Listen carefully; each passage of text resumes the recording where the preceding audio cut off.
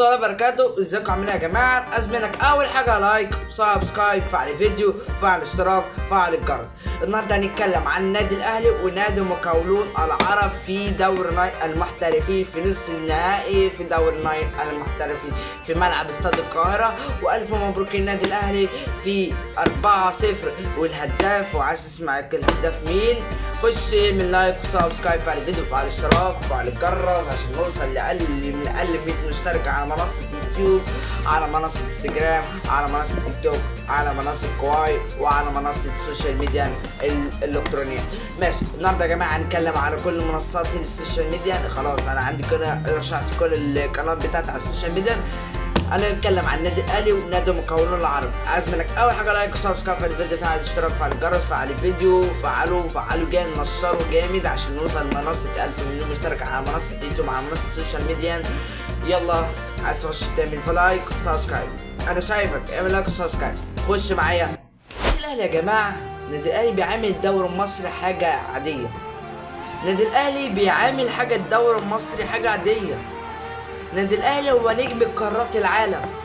نادي الاهلي النهارده الهداف التاريخي، النهارده الهداف التاريخي الدوري المصري أسامة أبو علي. النهارده مسجل 13 هدف، النهارده مسجل 18 هدف. النهارده مسجل في مش 18 هدف في ماتش واحد، لا ده في الماتش 3 اجوان. عندك النهارده مسجل 3 اهداف. النهارده هو الهداف الدوري المصري. 18 هدف 18 هدف 18 هدف. ازاي يا كابتن عمر؟ اقول لك يا معلم، النهارده مسجل 3 اهداف وكمان مين مسجل الرابع؟ اقول لك يا معلم، اللي مسجل الرابع هو الوحش، اللي بدأ تحت الحزام، اللي خد احسن لاعب في افريقيا، اللي احسن لاعب لغاية السنة دي. هو كابتن اقول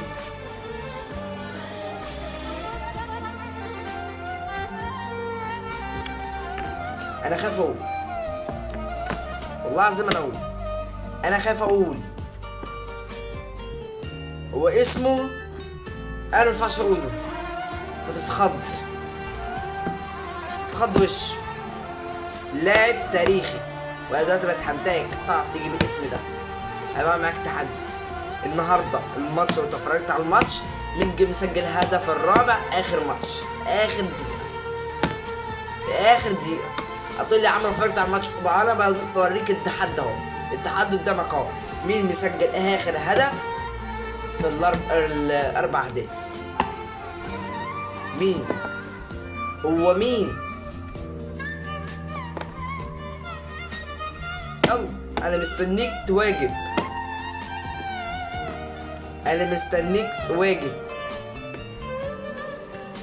انت تكتب لي تحت في اللينكات عشان اقول لك. اتكلم عن النادي الاهلي على طول. هو النادي الاهلي تاريخا دلوقتي خلاص فاضل له نقطة ويكسب النهائي ويتعلن عليه الدوري المصري.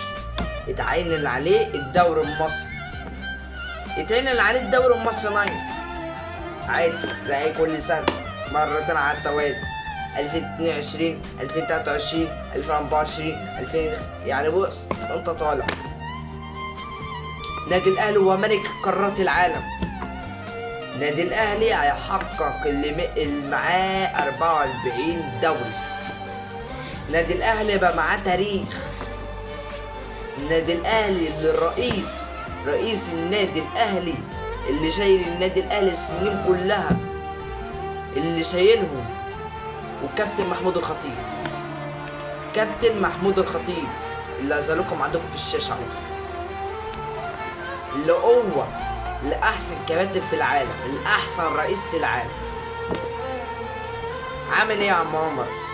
جاب 3 برونزات كأس العالم، جاب 12 أبطال إفريقيا، جاب 8 سوبر إفريقي، جاب 15 سوبر مصري، جاب 38 كأس مصر، جاب 44 دوري مصر 9 المحترفين، عد، جاب كؤوس الإفريقية 13 مرة على التوالي. أنا النهاردة تاريخ النادي كبير، تاريخ النادي كبير. هتقول لي ريال مدريد، أقول لك لأ، يا ابني مع 136. النادي الأهلي مع 152 بطولة، 152 بطولة. انت مش مصدق؟ 152 بطولة. خش اتفرج على جوجل هتلاقي على طول، اكتب النادي الأهلي كام بطولة، هيعد لك الوقت. اقول لك النادي الأهلي كسب البطولة رسميا في 1908 1908 أول بطولة للنادي الأهلي 1908. ركز معايا. 1946 اللي الأهلي المصري راح لعب في فلسطين. القصة دي كبيرة، لعب في أرض فلسطين 1946. وكان في واحد ظابط قال لهم رحتوا انتوا بقى غايبين على الدوري. القصة دي جات لنا، ممكن تفتكرها على طول، ممكن تفتكرها. القصة دي بتجيلك في تعليم كده، يعني مش عارف اتكلم عليه. انا كل مرة اطلع اتكلم عن النادي الاهلي، نادي الاهلي نادي الاهلي نادي الاهلي نادي الاهلي هو ملك القارة، نادي الاهلي هو بطل. انا مش ورايا الا النادي الاهلي. يعني هو نفسي يعني خلاص الدوري هيخلص، هنتكلم على 6 ماتشات في الدوري الروشن السعودي اللي من ضمن مصر السعودي، من ضمن الهلال السعودي، من ضمن الاهلي السعودي، من ضمن يعني الامارات، وده ازاي؟ يعني لما يخلص الدوري 9 المحترفين نتكلم على 6 ماتشات في دوري الروشن السعودي، عشان في ناس دلوقتي بيتفرجوا عليا من السعوديه مش هادين عليا، مش هادين معايا، عاملين اشتراك كده. يا جماعه خلصنا الفيديو، خلصنا مونتاج، خلصنا تصوير، وخلصنا الماتش، والساعه دلوقتي جت 12:30 بالليل. عايزك تعمل لايك، سبسكرايب، فعل الفيديو وفعل الاشتراك. عايز تسمع الفيديو كامل على الفيديو اللي هو اللي هيجيلك دلوقتي على تبع استاد القاهرة، تبع الاهلي، تشوف عدد استاد القاهرة وعدد النادي الاهلي جاب كام نقطة. اوريك الفيديو دلوقتي، بس اعمل لايك وسبسكرايب، فعل الفيديو، فعل الاشتراك وفعل الجرس. خش معايا الفيديو.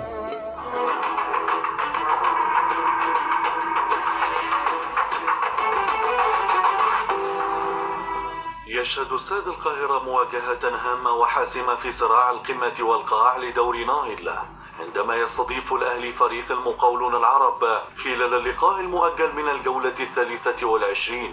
الأهلي بات على بعد خطوتين وربما واحدة للحفاظ على اللقب على التوالي، الذي يجعله في حاجة لنقطة واحدة لمعانقة الدرع رقم 44 أو يحسم له السباق مبكرا إذا ما واصل بيراميدز تعثره وأخفق في الفوز على زد خلال المباراة التي ستقام في نفس التوقيت. وإذا كان نادي القرن يملك رفاهية التفريط في نقطتين أو حتى 3، فلا يعد الأمر كذلك بالنسبة للمقاولون الذي يحتاج للفوز في هذا اللقاء والمواجهتين القادمتين أمام الجونة والإسماعيلي إذا ما أراد الحفاظ على فرصته الصعبة في النجاة من الهبوط، بعد أن جمع 25 نقطة من 31 مباراة حل بها في المركز 17 وقبل الأخير بجدول الترتيب. على أرض الملعب الذي شهد صولات وجولات أفريقية للفريقين، يملك كلا المديرين الفنيين الطموح والخطط والأدوات التي تمكنه من تحقيق هدفه.